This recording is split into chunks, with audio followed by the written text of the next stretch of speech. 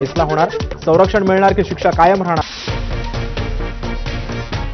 ब्रेकनंतर माझ्या कट्ट्यावर आपल्या सगळ्यांचं पुन्हा एकदा स्वागत। सध्या देशभरामध्ये छावा चित्रपटाची जोरदार घोडदौड सुरू आहे, पण त्यासोबतच महाराष्ट्रामध्ये मात्र काही मुद्द्यांवरून वाद निर्माण झालाय।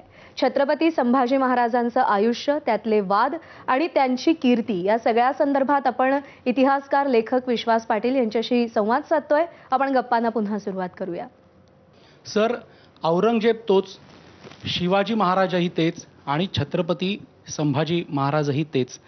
ज्या वेळेला औरंगजेबाच्या नजरकैदेमध्ये छत्रपती शिवाजी महाराज आग्र्यामध्ये होते, त्यावेळेला औरंगजेबाने हे क्रौर्य दाखवलं नाही, पण ज्या वेळेला तो महाराष्ट्रात आला आणि त्याने संभाजी महाराजांना अटक केली, त्यावेळेला मात्र पराकोटीचं क्रौर्य दाखवलं, जे कधी कोणालाही मान्य होणार नाही। याची कारणं का असावीत? ह्या दोन पितापुत्रांशी वेगवेगळं वर्तन का त्याचं?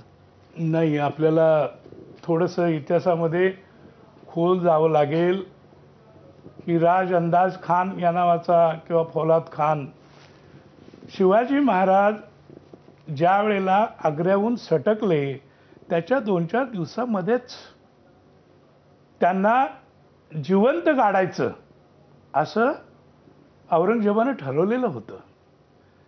त्यावेळेचा इटालियन प्रवासी जो मानुची आहे याच्या अकाउंटमध्ये सुद्धा ते आहे आणि अनेक पत्रामध्ये असे पुरावे आहेत की शिवाजी महाराजांचा अंत करायचा हे औरंगजेबाने त्याच वेळेला ठरवलेलं होतं।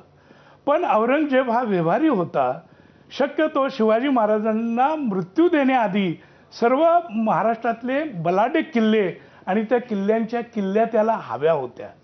अन्यथा महाराज गेल्यानंतर अगदी म्हणजे तो 12 मेचा प्रसंग घडल्यानंतर 22-23 मेला त्यांनी निर्णय घेतलेला होता की काबूलच्या मोहिमेवर पाठवायचं शिवाजी महाराजांना आणि तिकडेच मारायचं वगैरे वगैरे।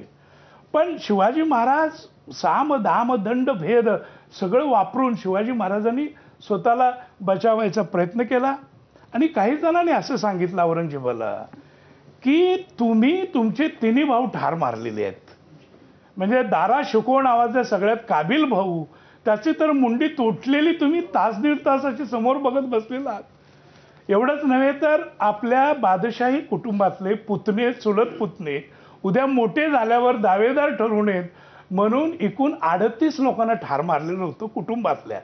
आणि त्यामुळं एक काय म्हणतो त्याला, एक खाटीक आणि पातशाह याच्यात काही फरक नाही असं लोकांना वाटेल, म्हणून तुम्ही दमानं घ्या असं औरंगजेबाला सांगण्यात आलेलं होतं। अनेक कारणं त्याच्यामध्ये, ज्याला म्हणून काय म्हणूया आपण त्याला, सायकोलॉजिकल वॉर किंवा असे मोमेंट खूप आहेत। आणि शिवाजी महाराजांना सोडायचं नाही हे औरंगजेबाने ठरवलेलं होतं।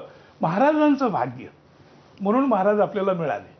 सर, एका व्यक्तिरेखेबद्दल कायम कुतूहल वाटतं, ते म्हणजे हंबीरराव मोहिते। जे